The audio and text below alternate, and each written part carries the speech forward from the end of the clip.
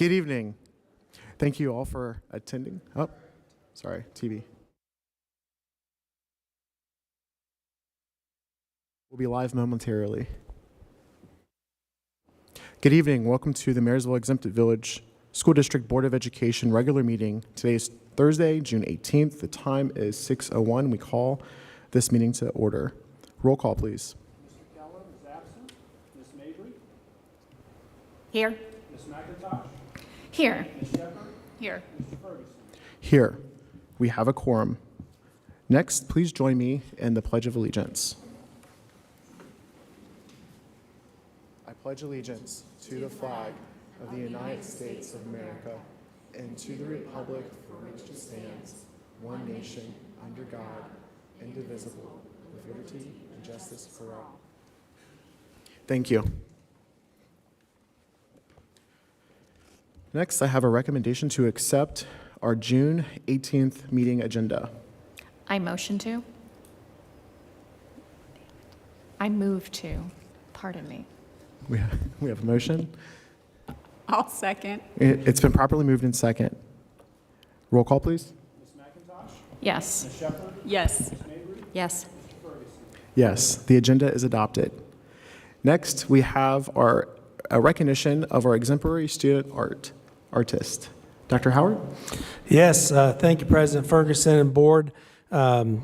We hope that you all have enjoyed viewing the art selections from our elementary schools, Creekview, Bunsold Early College, and Marysville High School. Having attended the art shows put on in partnership with the Marysville Art League in the spring at the Houston House over the last 2 years, I'm always struck by the immense talent that we have here in our school district. One of the things that I'm most proud of here in MEVST is our community support of the arts, whether that be visual, such as these, or what our elementary students or performing arts. And try to be humble and I have absolutely nothing to do with the results, because what our elementary students have created, I couldn't do that on my very best, most creative day. But when it comes to the arts, I'll be the first to toot our horn here in Marysville against anybody, because we have a great thing going on. And I think it shows that in this community, we value the whole student. So thank you, students. Thank you, art teachers. Thank you, parents and loved ones that have come this evening to allow the Board of Education to recognize your students and to spotlight a small sample of the incredible art that is created in our district. Last fall, our board challenged me with finding ways to recognize our students. And so we're happy to do this evening, where we hope to make this a tradition where we can establish a permanent art display on this wall to your right. That said, students, please feel free to take your art pieces home with you this evening. And what remains, we will proudly select these pieces to be displayed on the wall. Here with us this evening, when your name is called, if you could please come forward to receive your certificate. We would like to take a picture with our collective group of esteemed artists. And so without further ado, first we would like to recognize from Edgewood Elementary, Henrik Burkhart, who is in the 4th grade.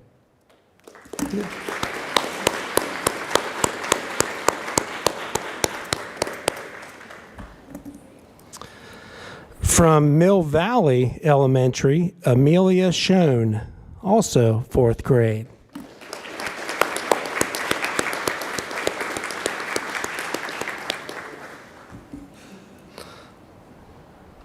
From Naven Elementary, Lavea Dill, 4th grade.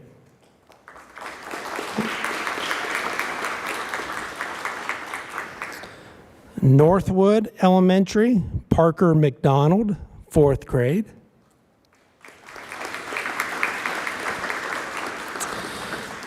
Raymond Elementary, Bryce Solar, 3rd grade.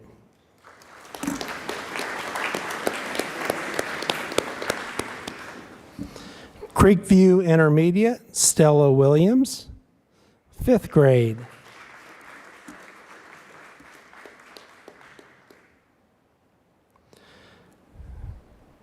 Creekview Intermediate, Fabiola Rodriguez Ramirez, 6th grade.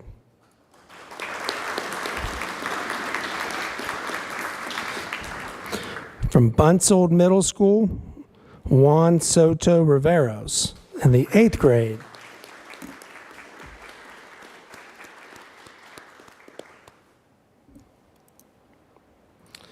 From Early College High School, Julia Jarrett, sophomore.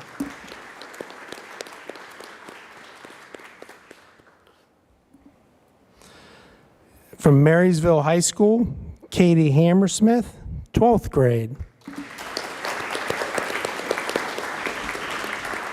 Now I have to add, throughout the week, we've had these displayed here, and we've had a lot of fun bringing staff here, the district office, to see these. And Katie, the big question was that a photograph? Was it digitally created or something else? And she shared with me this evening that it's charcoal, which I think is even more impeccable. Also from the Marysville High School, Sadie Dove, 12th grade.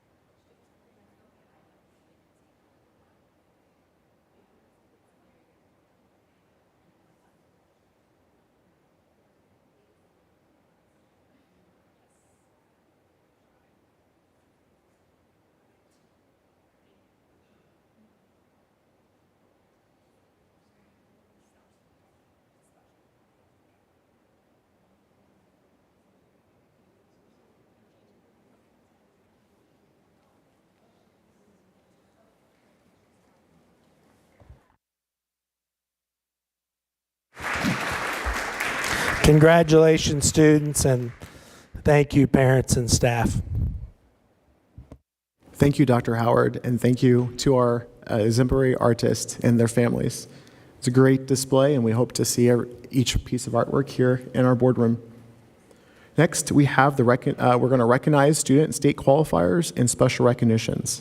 Dr. Howard? Yes, board, when it comes time, a few times a year, to recognize our students that have placed top honors in the state for their respective organizations, I'm always in awe in the broad categories our students shine in. Again, recognizing that there are multiple opportunities for our students to compete and showcase their talents through programs that are within the purview of our Board of Education. This evening, we have students that have competed in FFA, HOSA, which is Future Health Professionals, Skills USA, which is a partnership between students, teachers, and industry professionals to ensure that students develop personal, workplace, and technical skills needed to succeed in the workforce, FCCLA, or Family, Career, and Community Leaders of America, BPA, Business Professionals of America, Kappa, related to the Anything Goes Spring Musical, OMEA, Ohio Music Educators Association, and Ohio High School Athletic Association. We have students here before us that have shown they're ready for the stage, can run and jump over bars, throw shot puts, show that they're ready for the workforce. Truly an impressive list of students. At this time, I'd like to invite Sherry Anderson up to the podium to introduce her FFA students earning state honors. And again, if we could have the individual groups remain for a picture with the Board of Education following the certificates being presented, we would appreciate that. All right, good evening. So my name is Sherry Anderson. This is Ashley Thompson, one of the other teachers within the department. So we have a few students that are with us today. Some of our students are not here because they are on an FFA trip as we speak. So that happens year-round. So I'll talk through a couple of them at first. So Madison Warwick, she is going to be a senior this coming year. She's at the WLC Leadership Conference in Washington, D.C. right now, but she was qualified as a state finalist within the veterinary science contest and did quite well during that contest earlier in the spring. Also, I'd like to talk about Abby Thompson, if you want to come on up, Abby. So beyond another award that we will recognize Abby for, Abby was our very first student who ever has earned the Ohio Agribusiness Association 12-point credential, and so doing so, she had to take coursework that focused in on not only agribusiness, but animal science, plant science, and then just general agriculture in general, and then also had to complete 500 hours worth of work experience within those areas. So very proud to recognize her for that achievement.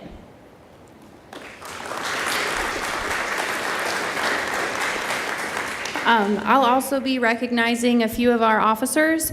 So this past year, our secretary, Katie Sargent, our treasurer, Abby Thompson, and our reporter, Maddie Warwick, also received gold ratings on each of their officer books that they turned in at the state level. So that's the highest award that they can receive in those areas as well. And additionally, we have a few more students I'd like to ask to come on up tonight.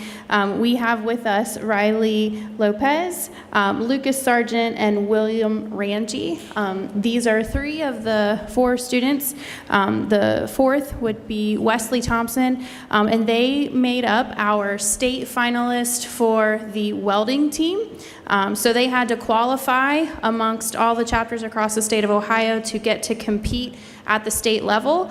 It was a very fun competition. It was a timed event. They had to do it in person, and they had to build a hydraulic table from the ground up. So they had to develop the blueprints, and then they had to build it on site within a 2-hour time frame. And so they placed 6th overall in the state when they did that. So we'd like to say congratulations to all of them. We're very proud of them.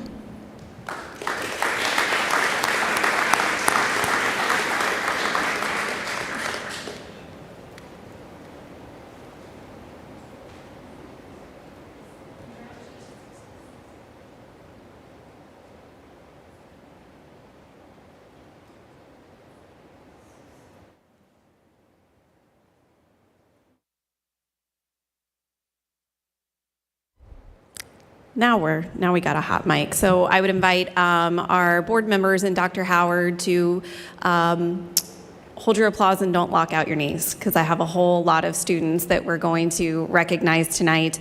4 groups that we are going to read the names for state and 1 national qualifier. HOSA, as Dr. Howard mentioned, HOSA prepares students for careers in healthcare through leadership development, competitions, and hands-on learning experiences for our future healthcare professionals. Our Skills USA team, in the same vein, helps students develop technical workplace and leadership skills for careers in skilled trades, technical fields, and service occupations. FCCLA empowers our students to address personal, family, work, and community issues through leadership and career development activities. It's closely connected to family consumer sciences, but I would say additionally, they also work on skills such as communication.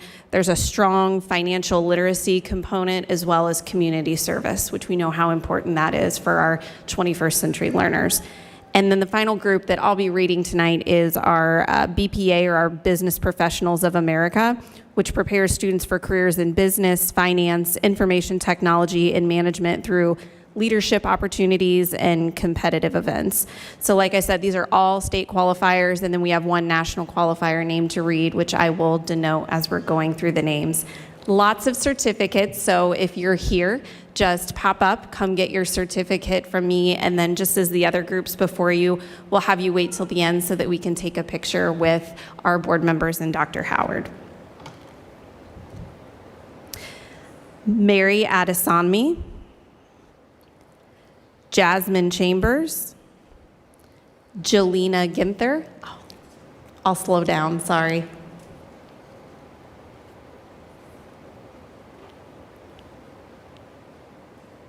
And Mary's a state qualifier for HOSA. We're starting with that group. Jelena Ginther, Melody Cadbatur, Renad Maktal, Eugenia Mada Trujillo, Dana Salgado Mora,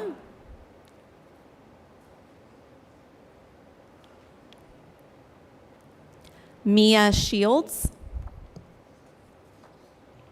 Halia Anderson, congratulations, Ava Backus, Carson Blevins, Lake Butterbaugh, Abby Foster, Willow McClary,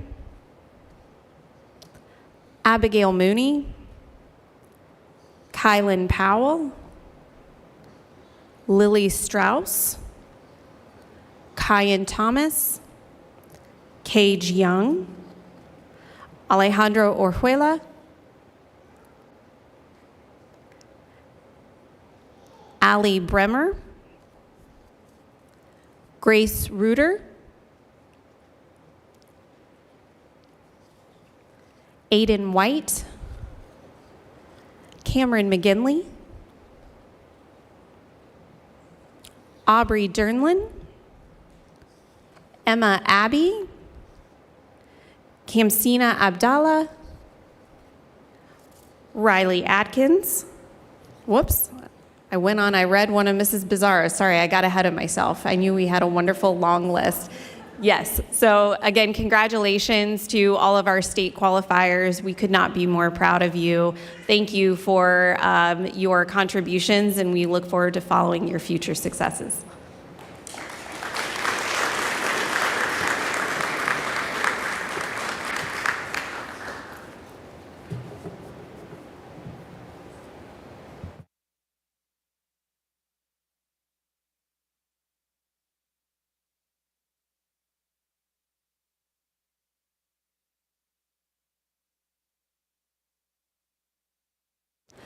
Next, I'd like to introduce Mrs. Brianna Bizzaro, Director of our Choral Theater Department, and she will explain the CAPA Awards and those students we're honoring tonight.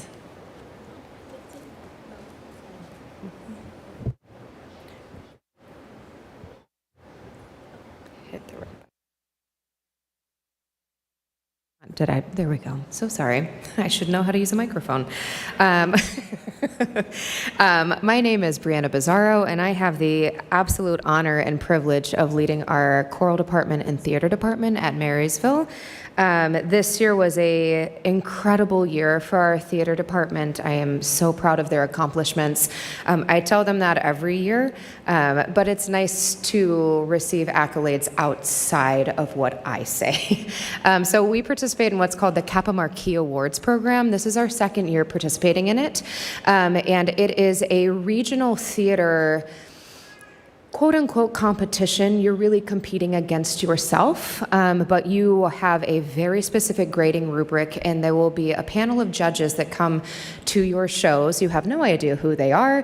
You have no idea what their background is, but they are grading you on everything from what's happening behind the scenes to what you are hearing, to what you are seeing, to what your choreography is, to your blocking, to how our vocalists are singing as an ensemble, to how they are singing as individuals. individuals to our pit. Myself as a director, they truly look at the second that you walk in the theater to the second that you leave the theater. How was your overall experience for the theater environment? And we did an excellent job this year. They represented our theater department very, very well, all 70 plus students that were involved in the production for our full company. So what they are receiving this year is Best Technical Execution, so that is all of our stage management. Our stage manager is Johanna Olafsson. She is a junior. She will be a senior this coming year. Our assistant stage managers were also acknowledged with that. That is Caroline Maupin, and that is who stage and Kenzie Kern. Thank you, Michelle. Sorry, it's a large production that we put on. And that recognizes also all of our stage management team as well. We were up for dance execution, and we took that. And then we were up also for best ensemble. We had 4 out of our 6 leading actors and actresses that were semi-finalists, so top 15 within the region, with 2 of them placing as finalists, so top 5 in the region. They both were runners-up. So if you tune into the Jimmy Awards this coming weekend, you will see they were just shy of going to the Jimmys, which is the Tony Awards for the high school theater. And then we also won Best Production. We were up against 30 schools in our region, everyone from Olentangy to Upper Arlington, you name it. Chillicothe was part of it. It's a very, very large radius that we were in competition with. So to say I'm proud of them and to say that I think they deserve all of the acknowledgement and recognition that they have is an understatement. So I'm going to look around because I have 70 of them, but not all 70 are here. So Delaney, I'm going to do it in alphabetical order. Delaney Hill.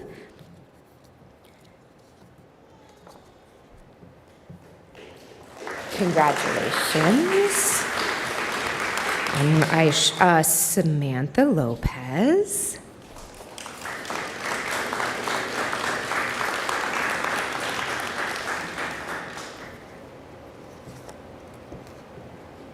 Congratulations. I have it. So sorry, there's a lot of R's. Isabella Rose Pyler.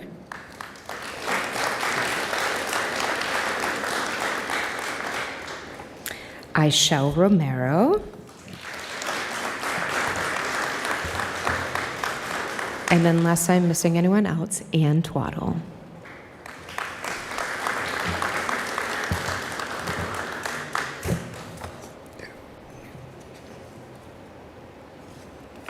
Congratulations.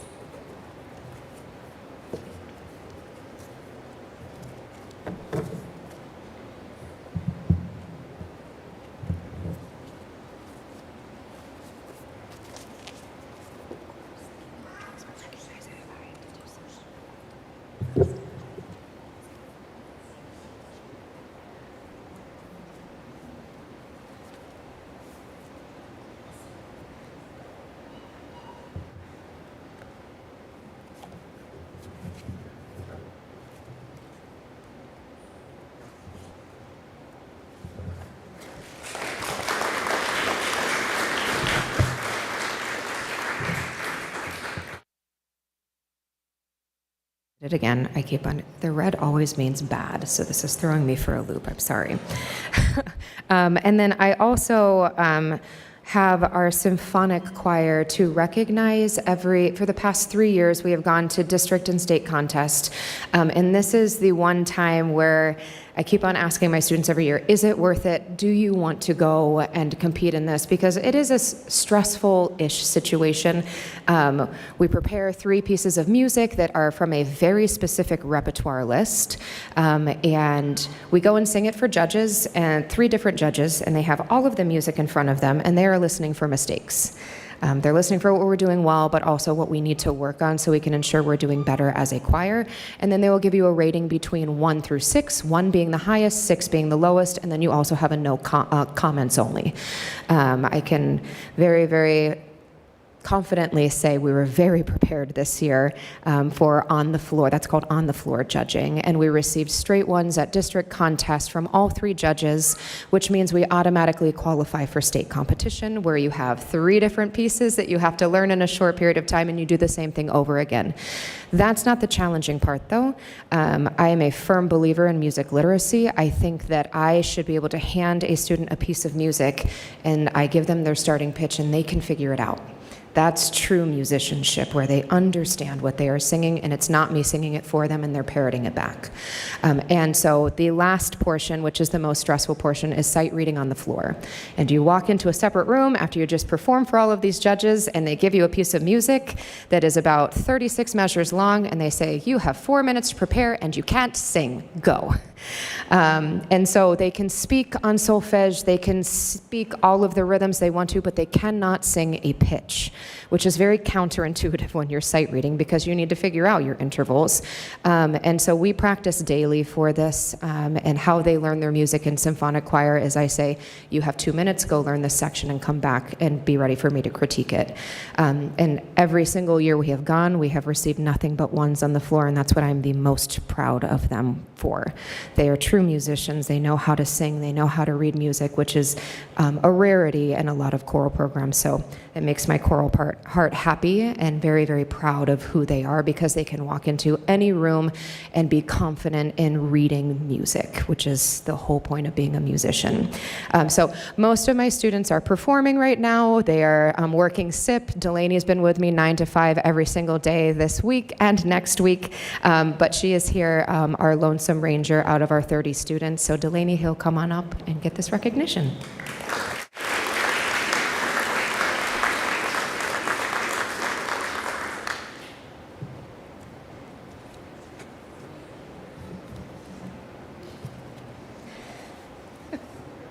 Delaney, picture.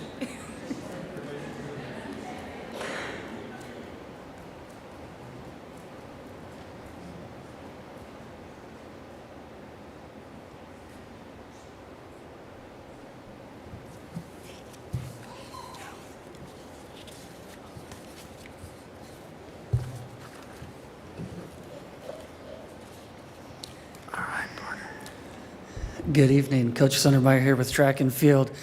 You know, for almost 40,000 high school track and field athletes in the state of Ohio, every year they dream about competing at the state track and field championships at Ohio State at Jesse Owens Memorial Stadium. This year, the path to get there took us to Huber Heights Wayne High School for a super regional competition with 20 teams from Toledo Whitmer all the way down towards Cincinnati. We're proud to report that 11 events were represented on the all-regional podium, including 4 athletes who qualified to the state track and field championships. Kara Moeller was our first Monarch thrower to qualify the Division I state track and field championships in a decade. She competed in the shot put after finishing in 3rd place at the super regional down at Wayne. Hannah Fink finished in 4th place after a very stressful jump off to earn the final qualifying position in the high jump. And she finished in 15th place at the state championships on June 7th. And then we had 2 Monarch pole vaulters represent us at the state championships. Kaylor Nemi finished in 4th place at the super regional, and then in 9th place at the state championships. And then our final competitor, the only one who's here tonight, who could make it, is Ava Schmutz, who finished as regional runner-up down at Huber Heights Wayne, and then competed in a very dramatic state championship final that spanned 2 days due to a storm delay and a restart early on a Sunday morning. And she finished in 5th place on the Division I state championship podium. Congratulations to everyone and all the organizations.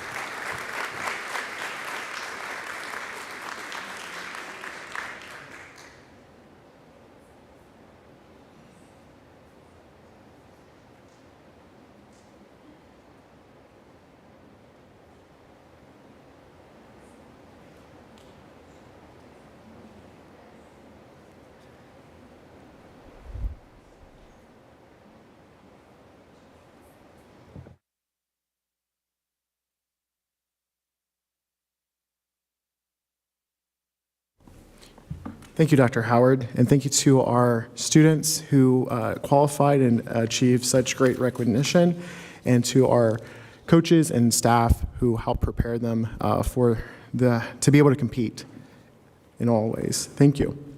Next, we have our public participation. We have no one signed up for public participation. Next, we have a hearing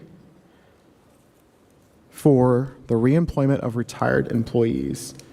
This is the hearing to discuss Beth Nickel, Student Support Services. Dr. Howard? Yeah, President Ferguson, as you mentioned, this is a part of the requirement to retire and rehire an employee. I'm recommending that we rehire Beth Nickel, who serves as a school counselor at Early College High School. She has a unique skill set that serves our students well through her understanding of internships, graduation pathways, and community connections that ultimately assist our students with career, military, and college guidance. We look at this as a win-win for the district. We retain her knowledge. There is a savings to the district when somebody comes back upon retirement. And then it's a win for her as well. She's not ready to stop working, and we're grateful for that. So this is just simply the hearing, and I don't know that anybody is here to speak on her behalf, but in the July meeting, it would be our recommendation that we would rehire her. Thank you, Dr. Howard. Without seeing any public comments, any board comments, the hearing is concluded. Next, Superintendent Report. Dr. Howard?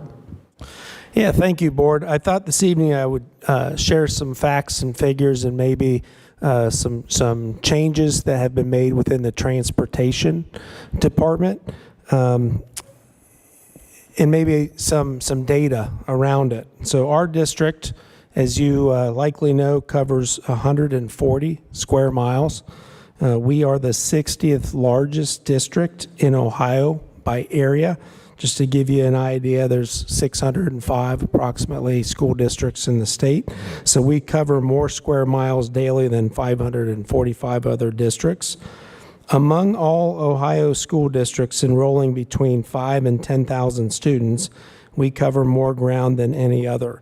We have a comparable district that is nearby in our region that covers just 36 square miles, but has 49 drivers on 49 routes. We cover nearly 4 times that area with a lean, efficient team. As far as staffing and a routing update, currently we have 38 active bus drivers. We have 1 full-time substitute. We have 4 prospective drivers that we are awaiting temporary permits before they can begin their CDL training. We have 4 van aid candidates that are awaiting training and then contract approval. We have 3 drivers who will be working half-day schedules during the 26-27 school year. And so at this time, staffing levels remain manageable. However, the completion of the CDL training for prospective drivers is going to be important to maintaining operational flexibility and limiting overcrowding. Our preliminary routing is complete for the 26-27 school year, and we expect to have those before the board in the July meeting to be approved. Routes will remain largely unchanged. Over the last year, there'll be a few minor adjustments to stops and route efficiencies. When new drivers are trained, we will be adding routes to combat overcrowding and alleviate longer bus routes. I think this is a good problem to have, but an additional High Point bus route has been incorporated into next year's transportation plan to accommodate student transportation needs due to a higher number of students that are attending the Career Center. We have increased enrollment at High Point. And so this is it requires the need for an additional morning bus driver. Transportation currently consists of 3 daily trips to High Point. There's a morning trip that transports approximately 70 students. There's a midday trip where we transport 2 students attending the PM High Point session, and then we return approximately 32 after the AM half day, and they complete their day at MHS in the afternoon. There's an afternoon trip returning the remaining students at High Point at the end of the day. As far as the impact on fleet utilization, the additional morning High Point bus is not needed during the afternoon transportation cycle. That's a good thing because we can utilize that as a student activity shuttle. The Bunsold Middle School Student Activity Shuttle's purpose is to help transport middle school students to MHS for athletics, sports practices, FFA activities, weightlifting and conditioning programs, and then other extracurricular and co-curricular activities. The changes that have been made throughout this past school year to allow better service to those that qualify include: we increased our high school busing walk zone. State law does not require high school busing. Obviously, we aspire to bus as many students as we possibly can with our staffing. We've created larger group stops for the high school. Examples are at Mill Valley or Adena Point. We've modified our alternate address policy. So if students qualified for busing based on their residence, if we were able to accommodate a different single everyday stop at a consistent location, parents could opt into that. We no longer pick up a student at a residence and then drop them off at an alternate location or vice versa. And part of that is because we have to preserve a seat on a bus. And so if you, that basically would be one student on 2 routes, if you will. We assumed the contract from the preschool that's now Mini Monarch Academy. And so we utilize VAT for transportation. This is at a cost to the district, but we do not have the capacity with drivers currently to transport them in-house. As I shared with staffing update, we're trying to hire additional drivers, and we do have some in the pipeline that we're grateful for. I also want to share with the board that for the second year in a row, our transportation department will be having a first-time bus rider event. So new elementary students or anybody new to the district that would like to meet the team of drivers and get familiar with boarding a bus and what that experience is like, and maybe ride the bus for the first time with parents. That will be August 15th, 10 a.m. to noon, and we'll get more information out ahead of that event. But happy to answer any questions you may have. Thank you, Dr. Howard. Are there any questions from board members?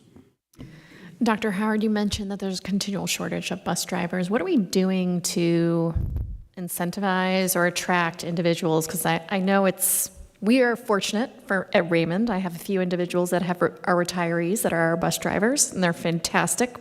Mr. Mike is one of them. But what are we doing to attract more folks like that to a very hard job, I would imagine? Yeah, so one of the things that we have started to do is, if a bus driver is willing to try it out, we will help them with the training for that. They can start small if they wanted to come in and maybe sub for some days, but really get a feel for it. The other thing that we have done is we have tried to grow somebody's capacity or, maybe courage, if you will. So we will start them as a van driver. We've had van aides that have become van drivers that, we're always encouraging them to, get the CDL and drive a bus for us. So we're doing that. But to answer your question, we are constantly having open interviews. We've had job fairs, and we try to share with the community that we're always hiring drivers. Leanne? Yeah, I just wanted to comment on transportation. So knowing that there's only maybe 25-ish districts bigger than ours, really helps put into perspective the difficult decision when you guys are trying to decide if we're delaying or canceling school, and how it's can't quite look at, oh, well, the school next door to us made this decision, why are we making this one? Because we just have a lot more ground to cover and not as many drivers as some nearby districts. So thank you for taking care of our kids on those tough decision days. And then I just wanted to comment, the Stop Finder app this year has been much more consistent and is very, very helpful, especially when making sure your kids get out to the bus on time. So the ability to make geotags so that as the bus passes through, you get a notification. I know our household uses 2 in the morning, one to let us know we have about 5 minutes and one that says it's time, walk out the door. So thank you to the transportation department and to your staff for making transportation much smoother this year. It's an awesome team, and I enjoy hanging out with them. And I've had a chance to ride along with bus drivers the last 2 years, and they're an essential piece, right? They're one of the first school faces that they'll see in the mornings, and so they love their kids. Mr. Mike, I know exactly what you're talking about, and I know he loves his route. He loves his Raymond family. One other question, Dr. Howard.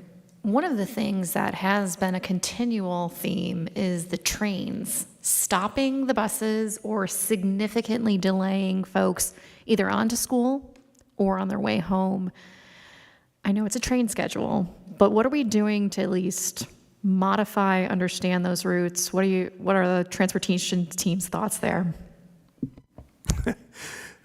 There's not much they can do, but what there is constant radio traffic, and so they're alerting, their peers.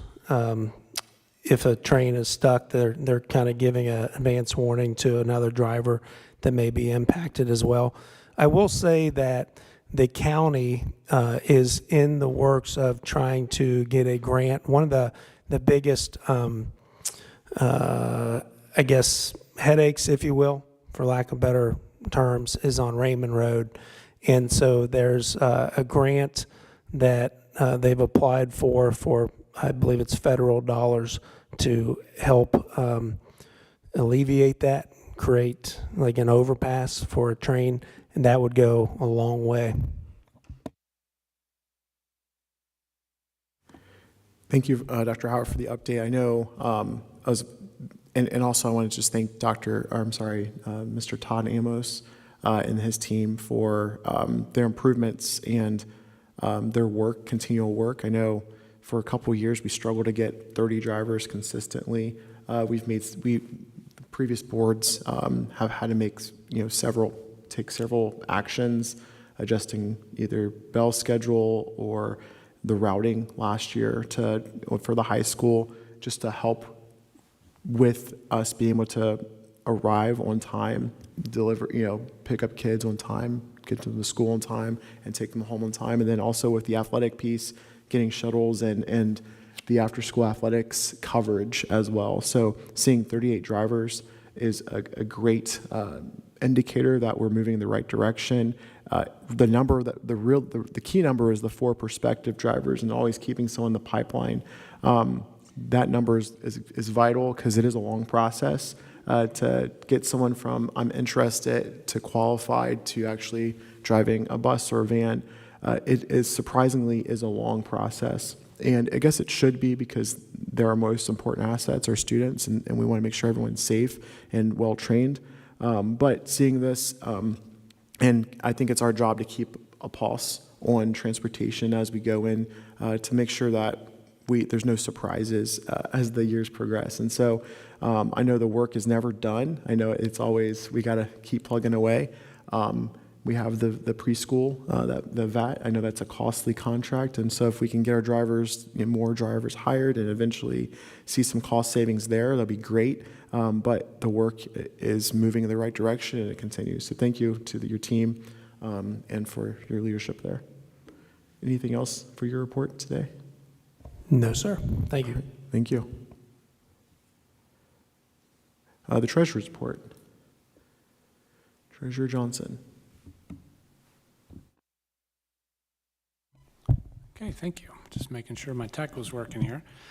So on the agenda tonight, we have the fiscal year 27 appropriations, which is basically the initial budget for next school year. So I was going to give a brief highlight of that.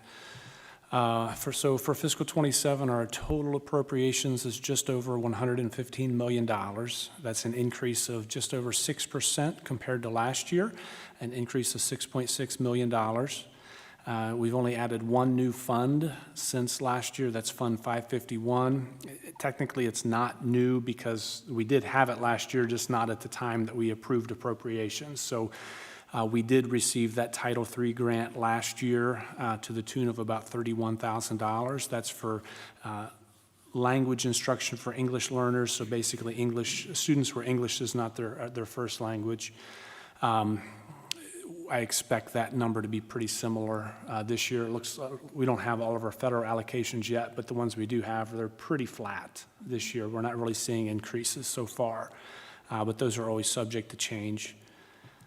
Looking at funds where the variance, there's an increase greater than 5%. The general fund, which is our operating fund, there's an increase of about 5.4% or $4.1 million. The appropriation in that fund matches the 5-year forecast exactly for fiscal 27. Some of the drivers of that increase are electricity bills this year increased by about 32%. We're expecting a significant increase this year as well, so that's been a big driver. Inflationary increases with staffing, as well as new staff hired, and then also medical insurance. We're expecting an increase of $600,000 compared to the prior year. 002 bond fund, an increase of 21.25% or $1.7 million. This is an unusual increase for the bond fund. Normally that fund's pretty similar year after year, but with our most recent bond refunding last year, we bumped a lot of the, I shouldn't say a lot, we bumped some principal payments into fiscal year 27, which allowed us to save on interest payments in future years. So that was all done strategically to save money. And then the 024 medical insurance, self-insurance fund, that $600,000 I mentioned in the general fund, that's where those claims show up in that 024 self-insurance fund. All the 500 funds, those are all estimates. Those are grant funds, so we'll update those as the year goes. You'll probably see in July or August some appropriation adjustments, and those grants should be taken care of by then. Received a question about staff members that are paid out of federal grants. So if you look at Fund 516, that's our special education fund. We have 17 staff members paid out of there. That's a range of aides to intervention specialists, and also even our administrator, the head of special education, is paid out of there. Title I, we have 6 staff members. 587 IDA preschool. There's only enough in there to pay for part of a staff member. We get about $19,000 there. And then 590, Title IIA, we have 1 staff member there.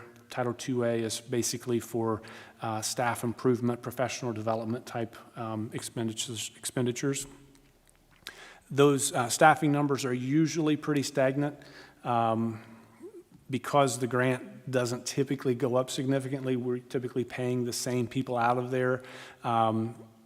At times, we may have to pull somebody out and put them into the general fund because as salaries go up over time, if the grant stays the same or goes down some, you have to adjust. And then last thing, and I just noticed you're not able to see the picture in Keynote, so I need to download PowerPoint, but you'll still get the gist. So this was a slide that I showed last month, I believe, and there was an article written about it, and it wasn't quite on to the point I was making, so I wanted to make sure there wasn't any confusion. So if you could see the picture, it's showing enrollment versus staffing, okay? And there was a line showing enrollment going up and staffing staying about the same. So the point that was made, the point that was in the article, it said that we increased by 32 staff members since fiscal year 21, excluding preschool. But what is actual number is that actually includes preschool. So if you look at the staff numbers in fiscal '21, we had 653 staff. Now, fast forward to fiscal '26, we have 685 staff. So if you throw preschool into there, that would put us at 658 or 656. So we're actually under that. So what that means is, even though we've added 33 preschool staff members, we've actually had decrease otherwise over that time period so that to stay at that number for this year. So really, this is just further evidence that we're running very lean from a staffing standpoint. I've shared in the past that we were, I think, tied for 4th highest in the entire state of all school districts for staff, student-to-teacher ratio. Okay, so this is just evidence of that and how we got to that point. That's all. Thank you. Are there any questions from board members? Ms. McIntosh? Thank you. Treasurer Johnson, are there any new instructional initiatives reflected in the FY27 appropriations that you can call out that would be apparent to parents or students? I don't know of any new instructional initiatives off the top of my head. I mean, there's always new things like There's nothing like curriculum. but there's nothing like another preschool type thing or a new program or anything like that? No, nothing Okay. that, blowing things up, nothing like that. Darn. The second question, with those IDEA funds and grants that are for special education, we know the population of our student body is increasing in its demands for special education, whether that be on the gifted programs or those that just need a little bit of extra help. With that grant not expanding, you said it's not based on your student population, it is just more on your total staff volume? What is that based on? It is based on student population, but it doesn't necessarily grow because your population grows. So I think there's a pot that is divvied out amongst the entire state. So if our population were to decrease, then yes, our funding would decrease, but just because our population increases doesn't mean we're going to see a significant increase on the funding side. I think that's something that we're going to continue to have to monitor, just the demands and the special needs. Teachers and the professionals, that includes all the paras, the aides, all of those assistants. These kiddos need and deserve additional attention, so something that we'll have to consider as we go forward. Mm-hmm. Are there any other questions from board members? I have a couple. Thank you for the presentation. I do appreciate it. Did you say utility costs went up by 30%? Electricity specifically. Some other utilities didn't, also went up, but not nearly. Electricity is the one that went up by the greatest percentage. We almost hit the $1 million mark. We're just barely below it. And that's not good, right? No, it's not great news. I can tell you one thing that we are looking at, because that's something that there's only so much you can control, with a utility bill. I mean, everybody's seeing it at their own home, their electricity bills going up. So we're working on a grant potentially to do some lighting replacements, to get some LED lights in places that we don't have it. Potentially we would be able to do that with guaranteed savings where it would pay itself off over a certain amount of time and those kinds of things. So I would say stay tuned. That's something we're working on. Thank you. And then with the staffing, thank you for the update and the clarification. I know we've really never recovered from our contingency plan A and plan B, correct? As in the positions that we eliminated or did not, we had a hiring freeze, we never have recovered from replacing all those staff positions, correct? Not fully. I mean, some positions were brought back, but no, we're not back to that level. And that's kind of in line with, one of our pledges to try to get class ratios down. And one, it's difficult from a financial standpoint, and two, there is a hiring process as well. I just think, but I think that's something that we're keeping our eye on. But it's very, when we filled the levies a couple times, it had the impacts are not just flip the switch, here's our staff back. Those positions can't just be recovered that quickly, and then there's a cost that is not even baked into our forecast that we have eliminated altogether, correct? Correct. And then the federal grants, I know there's a lot of conversations with the current policy of transitioning certain departments and programs from the Federal Department of Education to other departments. do we have any understanding of the dollars, like for these funds that you've described? Do we have any understanding of, are those appropriations still in place? Should we kind of see these same numbers? I know last year there was a lot of discussion. I think at least 2 of the grants we were concerned were going to, 2 or 3 were going to be completely gone due to potential federal changes. I just had a meeting probably within the last few weeks where one of the ODE officials noted that they don't currently have that concern. We expect pretty much status quo, so no major changes in federal grants this year. And my last question, I promise. I know IDEA, a lot of the regulations are based off federal law. We have 17 positions that are funded through a federal program or the grant. But what is sorry, I had to ask this. What's the rough percentage of our staffing in IDEA to support the students that qualify? You're asking of our total Yes. Special education staffing, what percentage is IDAB makeup? And I Yes. don't know that number off the top of my head, but I can tell you that it's a small percentage. Yes, I think it's under 12% roughly, but that's novice math. But the point I'm making is that it's not dollar for dollar or 50% to the dollar. It's a very small share. So a lot of the regulations that are set, which are good, well-intended, the federal government has never actually met their obligation with their commitment to fund those positions. So I think that's something, if you're an advocate for schools, it's a conversation that I know OSBA, the Ohio School Board Association, is going to start looking at, is how do we get to 44%, I believe. But that's a long path. But if we're talking about property tax reform, we're talking about some of the school funding issues that we have, there's a lot of requirements, but not a lot of funding that match the requirements. And that's the big gap. When we're trying to serve students, do the right thing, the dollars need to be appropriated correctly. And so that's not really Todd's presentation, but I think that's using that as a point. So thank you. Are there any last minute questions? All right. Next is the board president's report, and I will be quick. We do have community coffees Sunday before our board meeting, so we host our monthly community coffee here at the board office. Just wanted to remind people of our community coffees, and also extend an invitation if you want board members to come out to your organizations or to set up somewhere to have a chat with people in the community. You can always reach out. We're looking for new ways to expand our horizons to make sure we connect and engage with our community. Next Tuesday, we will have a special meeting to conduct our annual evaluations of our superintendent treasurer, to hold a finance workshop, discuss our facilities planning process, and discuss our board work plan for the upcoming school year.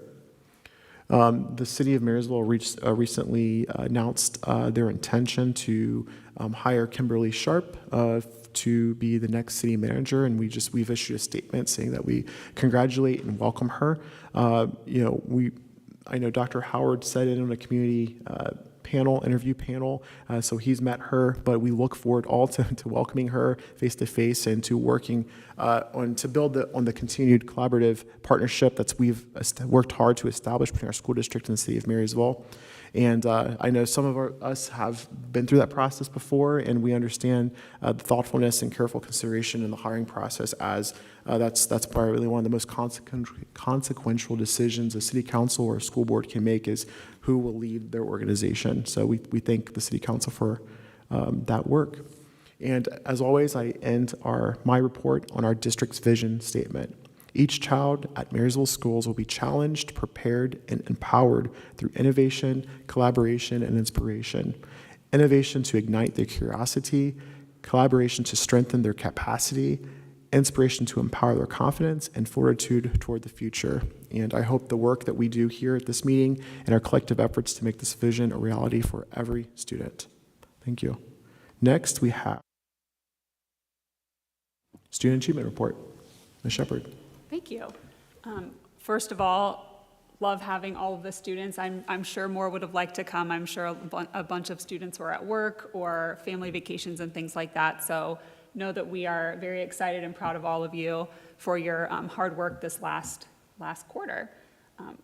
I was reading through the principal's report, and I noticed several times them talking about the different ways that they surveyed the stakeholders in our district, so parents and caregivers, teachers, and really importantly, students, to see how their programming has been impacting not only teachers and how they feel when they come to work and what they feel like they're getting done, but how the students are receiving that and how they feel as part of a community in their buildings, and then also that information from the parents, how connected they feel. So I thought that was really great, because whatever is happening in the school, that impacts that student's experience and their achievement, and not just achievement with grades, but their ability to function outside of a school and in a workplace and with friends, and how their parents feel about school also shapes their experience. And so it's important to have all of that information. So I thought that was really great to see. Thank you, Ms. Shepard. Next, we have a special guest, Ms. McIntosh, for the legislative report.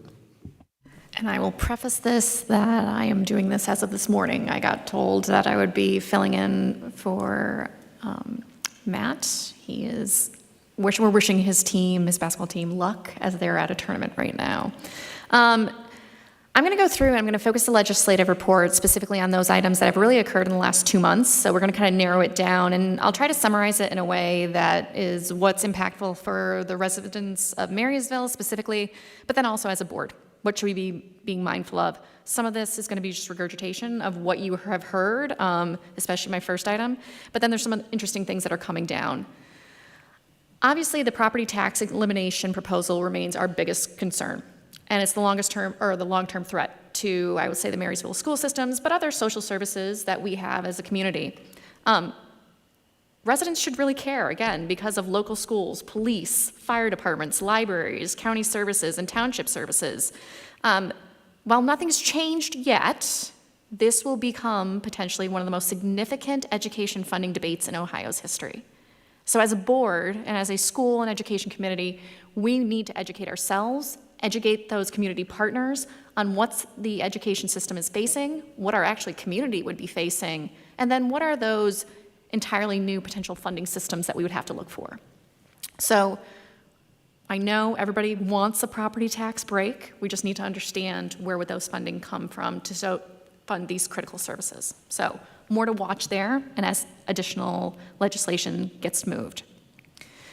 Now, there are some new school safety requirements which are advancing in the, are actually in the Senate. So we have Senate Bill 290, which is emergency key boxes. These are bill passed the Senate and would require every school building to install a secure emergency key box accessible to first responders. Now, in an emergency, police and fire personnel could gain quicker access to the buildings, because remember, all of our buildings are on lockdown after the bells ring. Schools would incur installation and maintenance costs of these. So if we get back to federal and state funding, imposing regulation, but not the corresponding funding. Great security of our schools is critical, but there could be some additional costs that we could face. So it passed the Senate, has not passed the House yet, and it's likely a manageable cost, but again, another thing for us to consider.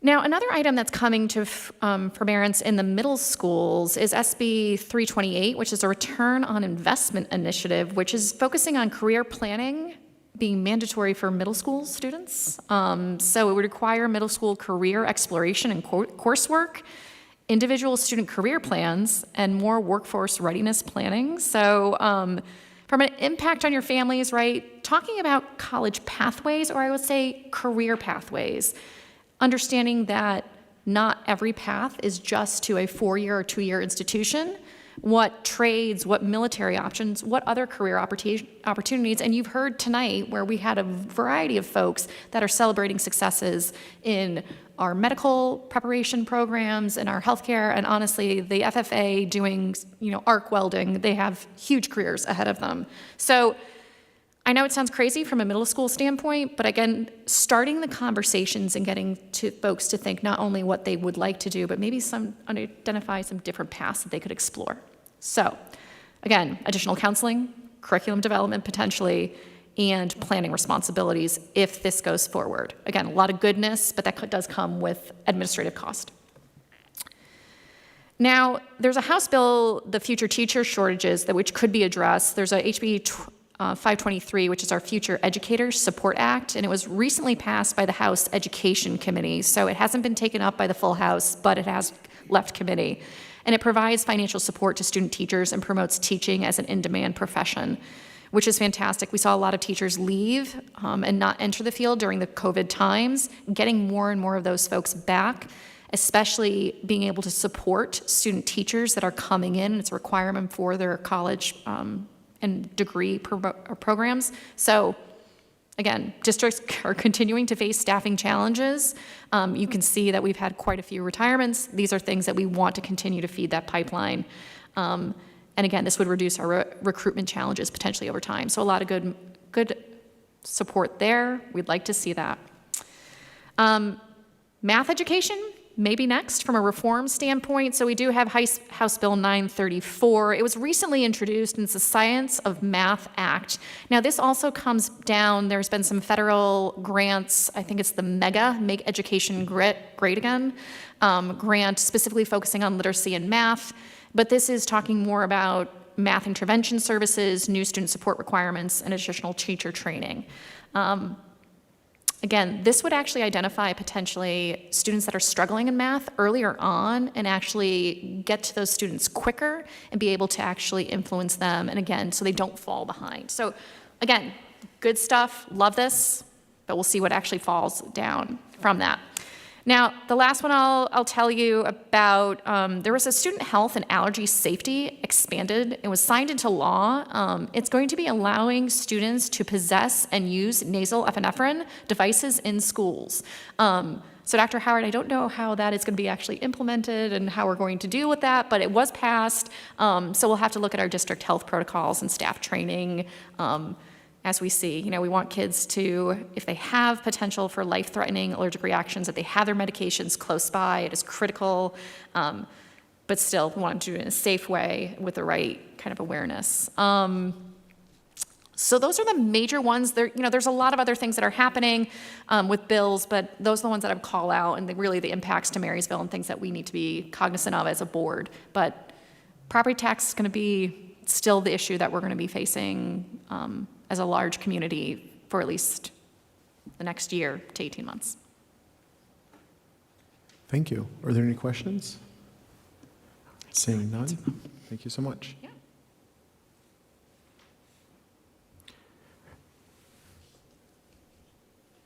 All right, next we have a recommendation to approve the draft minutes of our May 21st, 2026 regular meeting as submitted. I move to approve. Thank you. Is there a second? I second. Yeah. It's been properly moved and second. Any discussion? Hearing none, roll call, please. Ms. Mabry? Yes. Ms. McIntosh? Yes. Ms. Shepherd? Yes. Ms. Ferguson? Yes, the minutes are adopted. Next, we have a recommendation to approve policies, board policies. I move to approve. I'll second. It's been properly moved and second. Dr. Howard? Yeah, Board, we have 5 total policies. Most of these are primarily legislative changes or recommendations from OSBA, their legal counsel, even our own. You have a policy over cybersecurity, and that is a change in law. You have artificial intelligence. We are recommending the policy from OSBA. Again, it's a reflection of the change of the law that requires this policy be put in place by August 1. You have a policy before you regarding the misbranded foods and cultivated proteins. This is a result of a new law based on House Bill 10. You have procurement and administrative overdose drugs regarding a policy that's required for Narcan. And then you have a non-discrimination policy that is revised, and that is essentially detailing our 504 compliance officer in the policy. So not a substantive change, but change nonetheless. Thank you, Dr. Howard. Are there any questions by board members? All right. And I guess, Dr. Howard, for the AI policy, would you like to describe, I guess, if anyone's interested, that's a hot topic, how AI will continue to look in our school district? Yeah, thanks for the opportunity to do that. We are essentially pressing pause on the inclusion of AI as far as pushing that down to the student level. We've heard from families, a committee that made up of parents, staff members, and there's still a lot of, I don't know, people are tense over it still, and we really want to take a better look at it, understand it. We did pilot some programs, and we weren't floored by any one in particular. And so this gives us a chance to continue to train our staff on the use of AI as a tool, and we can get better at that, continue to have conversations with stakeholders, bring back the committee, review new revised AI tools for students, and then make a better informed decision. But again, we're really just pressing pause as far as utilizing it at the student level. Thank you, Dr. Howard. All right, any other questions? Hearing none, roll call, please. Ms. McIntosh? Yes. Ms. Shepherd? Yes. Ms. Mabry? Yes. Mr. Ferguson? Yes. The policies are adopted. Next up, we have a recommendation to approve the fiscal year 27 permanent appropriations. I move. And I'll second. I believe you moved to adopt the fiscal year 27 permanent appropriations, and it's second, correct? All right. Discussion. Mr. Johnson's given us a presentation. Anything else to add? Nope. All right. Are there any questions or comments from board members? Hearing none, roll call, please. Ms. McIntosh? Yes. Ms. Shepherd? Yes. Ms. Mabry? Yes. Mr. Ferguson? Yes, the appropriations are adopted. Next, we have a recommendation to approve the student transportation impracticality resolution. I'll move to approve the student transportation impracticality resolution. Thank you. I second. It's been properly moved in second. Dr. Howard, please. Yes, board, this is simply a yearly resolution that boards of education have to pass if they deem that there may be students where we would decide that, hey, transporting a student outside of the district and utilizing a full-time driver for that is just not practical to us. And so there's an opportunity to offer payment in lieu of providing that transportation. But the first step in this is the board, if we're going to do this, and we know we'll have students that this will fall in this category, the board has to pass this resolution. Thank you, Dr. Howard. Are there any questions or comments from board members? All right, hearing none, roll call, please. Ms. Shepherd? Yes. Ms. Mabry? Yes. Ms. McIntosh? Yes. Mr. Ferguson? Yes, the resolution is adopted.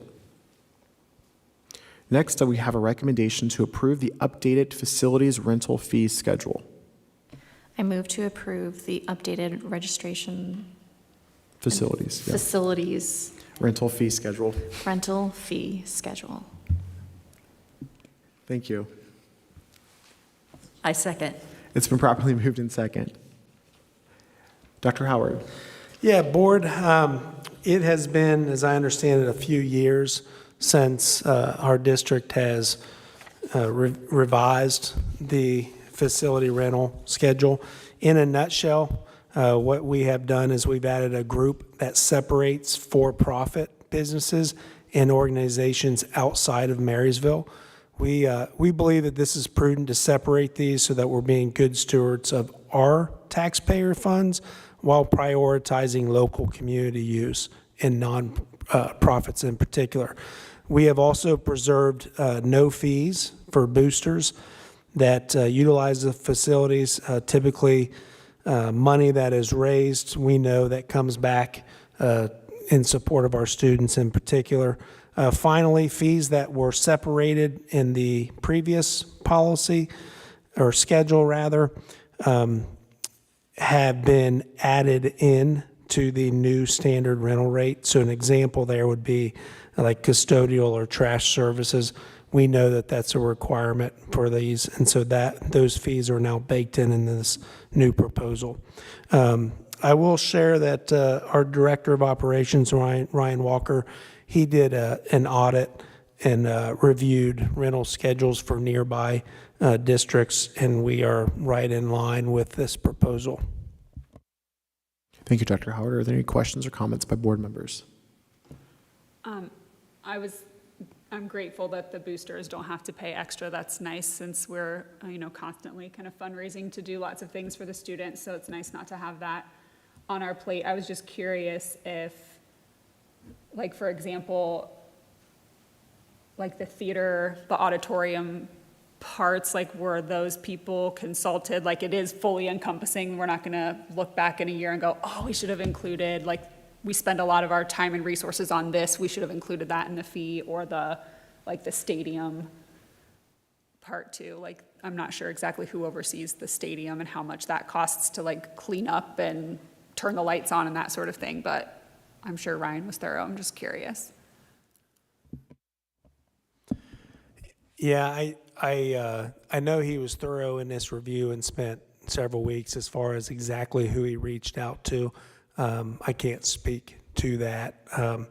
But a lot of this, an example would be our audio techs, that typically are required to be there. And now we bake them into the fees because, it's a necessity anyways, right? So it's more of instead of an a la carte option, it's baked in. And it's basically, this is the rental rate for this particular venue. The other thing, and I know I shared this already, but preserving no cost to students, groups, boosters, right, is the same, but local outfits would have a smaller rate, would be a different group. But then your for-profit businesses and things that utilize the facilities, there would be a higher fee for them. Thank you. Are there any other questions or comments? Hearing none, roll call. Yes. Yes. Yes. Yes. The facilities rental fee schedule is adopted. Next, I have a recommendation to approve all treasurer items listed. I'll move to approve the treasurer items. I'll second. It's been properly moved in second. Any questions Mr. Johnson? Mostly just the normal items. The only thing I would highlight is there's a couple new student activities in there. I would mainly highlight that there's no new costs added with those, but that's additional opportunities for our students. So, are there any questions or comments from board members? Hearing none, roll call. Ms. Shepherd? Yes. Ms. Mabry? Yes. Ms. McIntosh? Yes. Mr. Ferguson? Yes. The action items are approved. Next, we have a recommendation to approve all superintendent action items listed. I move to approve the superintendent action items listed. I second. It's been properly moved in second. Discussion. Dr. Howard. Thank you, board. Yes, I'm asking you to approve these items included, or your standing HR items from month to month. We have a list of volunteers, 26 total in the summer, which I'm always floored by the level of volunteerism here. We have our annual certification of standards governing foods and the beverages sold on school premises. State law requires this to be approved yearly. We're also asking the board to approve an increase to school lunches by a quarter. So that would raise K-4 lunch prices from $3.25 to $3.50, and grades 5 through 12 lunches from $3.50 to $3.75. It has not been increased for a few years, and this increase is necessary due to rising food costs, supplies, and labor. Food and supplies are expected to increase by 2.5% to 5%. Additionally, higher fuel prices are likely to impact supply cost increases as well. It's not a recommendation we love to make, but think it's pertinent to do so. And then last, we have 5 overnight trips that are listed for hopeful approval this evening. Thank you, Dr. Howard. Are there any questions or comments from board members? Is the free and reduced lunch price also going up, or is that staying the same? The reduced would, I can get you this information verified. The reduced rate may go up, but the free would be free, right? Are there any other questions? I know with the lunch prices, we had a discussion with Todd, and we like the food service department to kind of be revenue neutral. So, we are running at an operating deficit, is my understanding. Would you like to clarify that? Yeah, we still have a strong reserve in that fund, but we are similar to the general fund. We're running an operating deficit there, meaning this year we spent more than we brought in. So theoretically, you could, use that reserve to cover that, but the longer you wait to make an adjustment, the bigger the adjustment needs to be. So making an adjustment next year allows us to not make an even larger adjustment later. And thank you. And so that's kind of a question that was asked. And I know we did raise breakfast slightly last year, but breakfast isn't, this is the lunch prices. And so I think as a fiscally responsible move, I know it's increasing costs, but unfortunately food is higher. Our grocery bills are higher than they were years prior. So are there any other questions or comments on other action items? I'm just curious for my own education. Are there ways for the community to help with costs for lunches and breakfast for the students? We will, fairly routinely, we'll get organizations that will give a donation toward maybe unpaid accounts. And so that is something that thankfully we've got a very giving community, and from time to time we do receive those donations. Okay. Yeah, I would just I think people would donate to that if they knew that there was a pathway to do so, or even if there was, if there was a fund that people could donate to online and we could create like gift cards that kids could earn, or, through their works, or good deeds that they do. I mean, I know that that's something I would absolutely support and encourage. I mean, I would love that. So That's a great idea. I think they call it the Angel Fund, I think. Yes. Okay.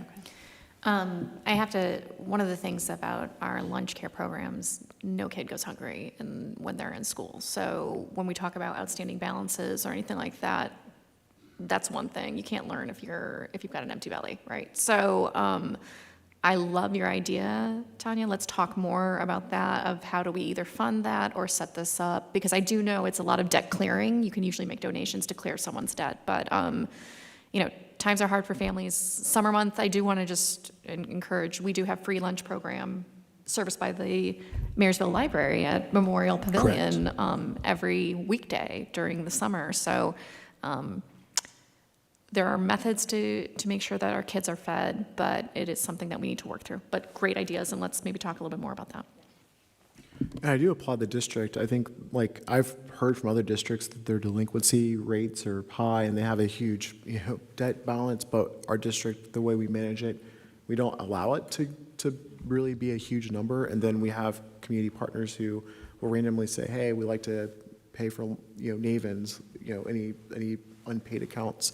And so between our policy and the community support, I do think it helps our funds. And so the operating deficit's not because of delinquent accounts at all. It's just food prices. And so I think that's the main takeaway. And yes, the library, the free lunch program, I try to volunteer on Mondays, which I think is the busiest. I don't know if it seems to be the busiest day.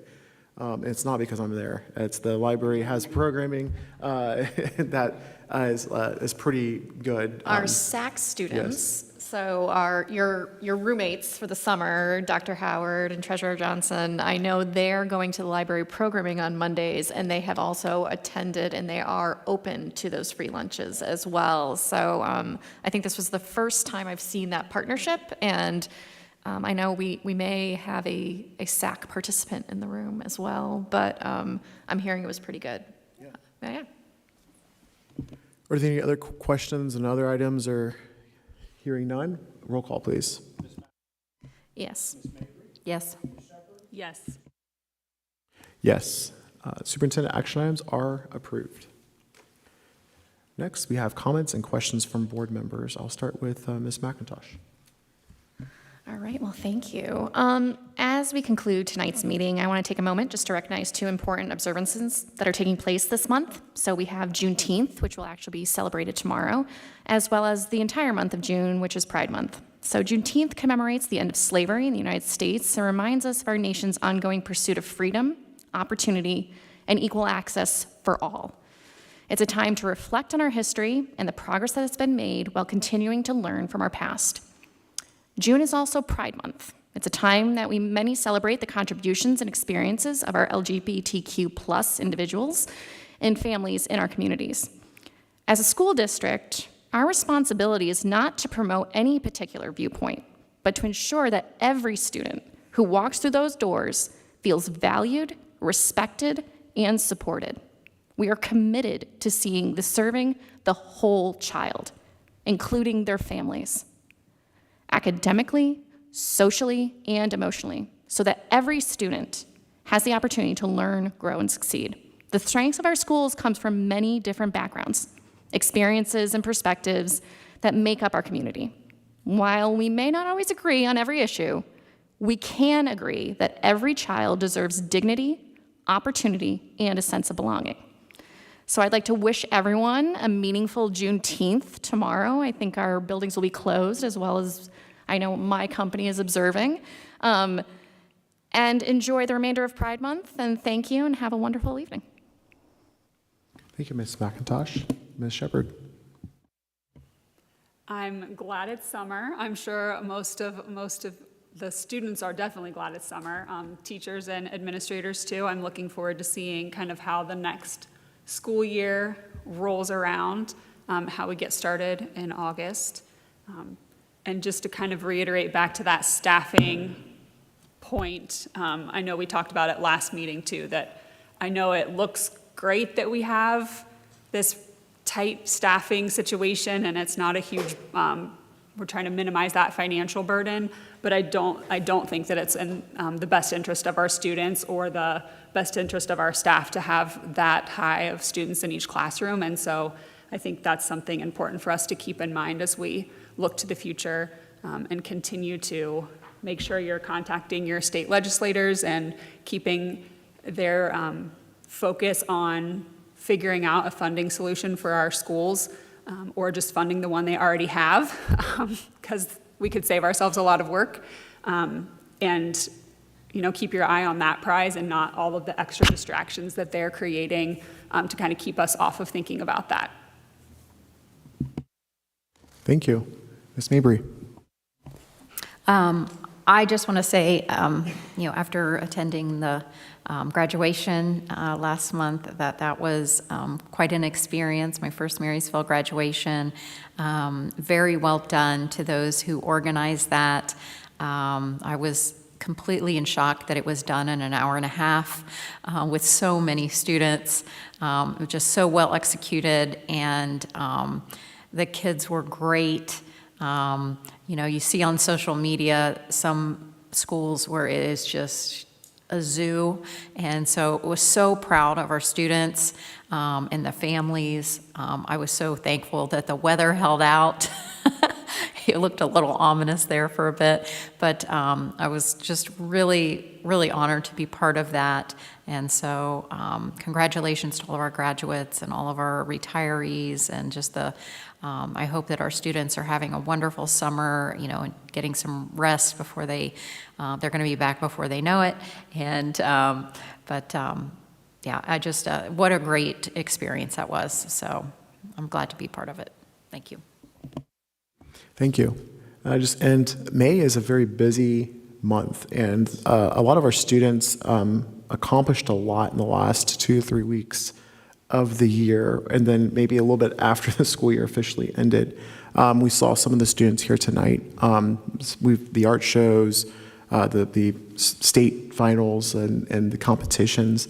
And something that's very cool is that even some of the students that we see tonight, they came from work, from something that the door was open through their school experience, or you see them in the community, not just because they're an athlete or artist. They're helping out with their church youth group camps, and they're working at Kroger, or they're involved in the community, not just one-dimensional. And so I think that well-rounded whole student pathway to adulthood is what we all aim for, and it's nice to see that reflected in our everyday living. And so just that observation, I know even people think that our staff are just relaxing by the pool, but some are working by the pool, right?